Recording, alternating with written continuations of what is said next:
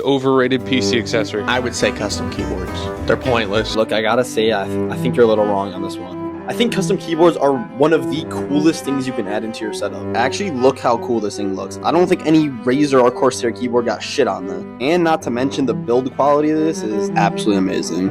I'm all for making your setup your own and everything, and custom keyboards are one of the best ways to do it. The keyboard I own is the Neo 65, and let me know your thoughts on custom keyboards in the comments below, and make sure to follow while you're down there.